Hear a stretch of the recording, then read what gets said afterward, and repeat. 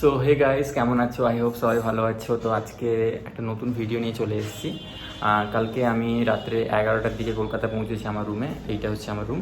And এখানে আজকে একটা প্ল্যান ছিল আমাদের বন্ধুদের সঙ্গে যাওয়া ইকো পার্ক, বাট ওটা ক্যান্সেল হয়ে যায়। কলকাতায় প্রচুর গরম পড়েছে, তো সেটা ক্যান্সেল হয়ে যায়। আমরা ইভিনিংয়ে ভাবলাম যে মুভি দেখতে যাব। সো নন্দনে আমরা প্ল্যান করেছি মুভি দেখতে যাওয়ার। অ্যান্ড কোন মুভিটা সেটা পরে তোমরা দেখতে পাবে। তো আগের ভিডিওটা কেমন লেগেছিল, আই হোপ সবার ভালো লেগেছিলো। কারণ যারা দেখোনি তারা তাড়াতাড়ি গিয়ে মুভিটা ব্লগটা চেক আউট করবে। অ্যান্ড যারা দেখেছো প্লিজ কেমন লেগেছে একটা এই ভিডিওর নিচে কমেন্টে জানিও। সো এখন আমি কি রেডি, আর কিছু হইনি, খাওয়া দাওয়া সকালে মর্নিং ব্রেকফাস্টটা করেছি, বাট এখন স্নান টান করে রেডি হয়ে লাঞ্চ করব, দিয়ে তারপর বেরোবো। সো রেডি হয়ে যায়, দিলে আসছি। সো হে বন্ধুরা, ফাইনালি আমি রেডি হয়ে গেছি। অ্যান্ড এখানে প্রচুর তাপমাত্রা বেড়ে গেছে, যেটা এখন হয়তো দেখতে পাচ্ছ 36 ওভার হয়ে গেছে। অ্যান্ড এখানে ভাবছি যে এই গরমে কী করে বাইরে বেরোবো। সো বেরোতে তো হবে, কিছু করার নেই, অলরেডি টিকিট কাটা হয়ে গেছে। সো বন্ধুরা, আমার বন্ধুরা কিছু জন আসছে, আমার ফ্রেন্ড সার্কেলে যারা আছে। সো ওরা ওখান থেকে আমাকে জয়েন করবে, এবং আমি এখান থেকে বাস ধরে ডাইরেক্ট বিধাননগর যাব, ওখান থেকে অটো ধরে মেট্রো স্টেশন পর্যন্ত যাব। সো দেখা হচ্ছে, আজকে বেরিয়ে পড়ি তার তাড়াতাড়ি।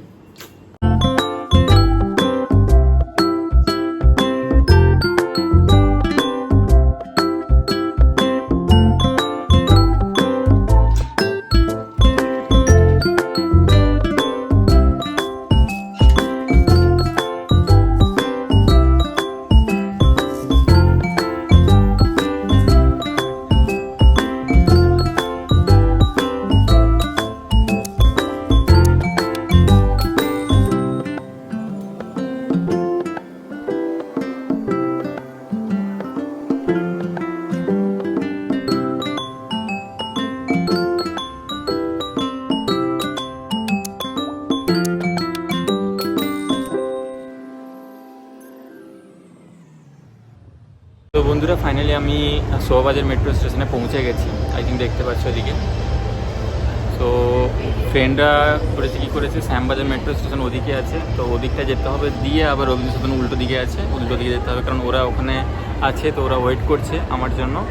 সো ওখানে যাই, ঠিক আছে। মেট্রো এখনও আসেনি, সামনে একটা মেট্রো ছিল বাট পালিয়ে গেছে, বাট আরেকটা মেট্রো আসুক, দিলে সেখান থেকে ডাইরেক্ট ওখানে যাবো। চলো, দেখা হচ্ছে। তো বন্ধুরা, ফাইনালি মেট্রোটা চলে এসছে, তাড়াতাড়ি ওঠা যাক।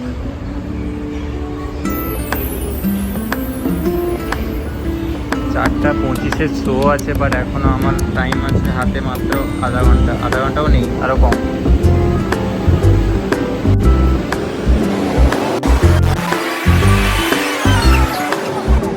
এদের সঙ্গে মিট করে ফেলেছি, মিনিমাম 40 মিনিট আমাকে ওয়েট করিয়েছে। তারপর ওয়েট করানোর কারণ কি তোদের বলো?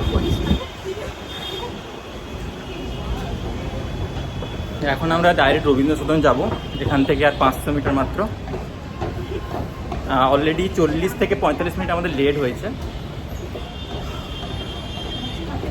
তো ওখানে গিয়ে আমরা দেখব, জয়েন করব। তার বন্ধুরা, ফাইনালি আমরা পৌঁছে গেছি সামনেই রবীন্দ্র সদন। অনেকক্ষণ টাইম লাগলো, মিনিমাম 30 মিনিট লেট হলো, বাট পৌঁছে গেছি, এটাই বড় কথা।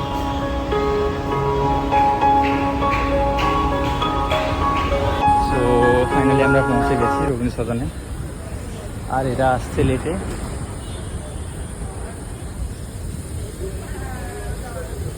যাওয়া যাক।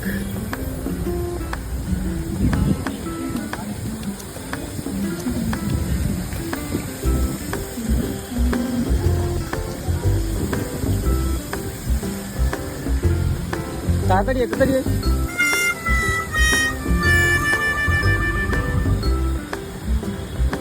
টিকিটটা বের করে একদম।